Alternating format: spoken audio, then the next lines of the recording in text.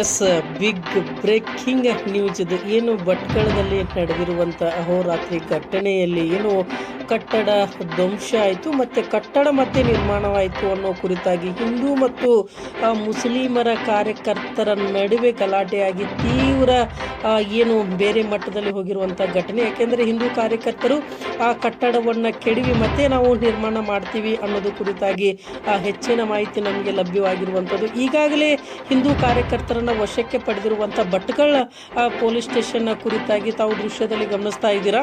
ಯಾವ ರೀತಿಯಾಗಿ ಗಲಾಟೆ ಆಯಿತು, ಪಕ್ಕದಲ್ಲಿ ನೋಡ್ತಾ ಯಾವ ರೀತಿಯಾಗಿ ಧ್ವಂಸ ಆಯಿತು ಅನ್ನೋದು ಕುರಿತಾಗಿ. ಆದರೆ ಒಂದು ಸ್ಪಷ್ಟತೆಯನ್ನು ಅರ್ಥ ಮಾಡ್ಕೋಬೇಕು. ಏನು ಭಟ್ಕಳದಲ್ಲಿ ನಡೀತಾ ಇರೋದು, ಈಗಾಗಲೇ ಏನು ತಾಲೂಕಾ ಉಪ ಅಧಿಕಾರಿಗಳು ಅಲ್ಲಿ 5 ಜನಕ್ಕಿಂತ ಯಾರಾದರೂ ಹೆಚ್ಚಾಗಿ ಆ ಗುಂಪಲ್ಲಿ ಕಾಣಿಸ್ಕೊಂಡಿದ್ರೆ ಇಮಿಡಿಯೇಟ್ ಆಗಿ ಅವರನ್ನು ಅರೆಸ್ಟ್ ಮಾಡಬೇಕು, ಅಂದರೆ ಕರ್ಫ್ಯೂ ಆರ್ಡರ್ ಆಗಿರುವಂಥದ್ದು. ಈಗ ಈ ರೀತಿಯಾಗಿ ಹಿಂದೂ ಮುಸ್ಲಿಂ ಘಟನೆಗಳು ನಡೀತಾ ಬರ್ತಾ ಇದ್ದು ಕಾರಣ ಯಾಕೆ ಭಟ್ಕಳದಲ್ಲಿ ಅನ್ನೋದು ಕುರಿತಾಗಿ ಇದು VMTV ಕರ್ನಾಟಕದಲ್ಲಿ ಬಿಗ್ ಎಕ್ಸ್ಕ್ಲೂಸಿವ್ ಆಗಿ ನಾವು ತಿಳಿಸ್ತಾ ಇರೋದು. ಯಾಕೆ ಇದು ಅಭಿವೃದ್ಧಿ ಅನ್ನೋದು ಬಿಟ್ಟು ಇವತ್ತು ಹಿಂದೂ ಮುಸ್ಲಿಂ ಗಲಾಟೆ ಅನ್ನುವ ಹೆಚ್ಚು ಧ್ವನಿ ಕೇಳಿಸ್ತಾ ಇದೆ ಅನ್ನೋದು. ಎಲ್ಲಿದೆ ಅಧಿಕಾರ, ಎಲ್ಲಿದೆ ರಾಜಕಾರಣಿಗಳು, ಇಲ್ಲಿ ಬಲಿ ಪಶು ಆಗ್ತಾ ಇರೋದು, ಜೈಲಿಗೆ ಹೋಗ್ತಾ ಇರೋದು ಇವತ್ತು ಸಾಮಾನ್ಯ ಜನರು ಹೊರತು ರೈತರಲ್ಲ, ಬಡವರಲ್ಲ ಅನ್ನೋದು ಕುರಿತಾಗಿ ಇವತ್ತು VMTV ಕರ್ನಾಟಕದ ಮುಖಾಂತರ ಬಹಳ ಸ್ಪಷ್ಟವಾಗಿ ತಿಳಿಸ್ತಾ ಇರುವುದು. ತಮ್ಮ ಅಭಿಪ್ರಾಯ ಏನು ಅನ್ನೋದನ್ನು ಕೂಡ ತಾವು ತಿಳಿಸಬೇಕು.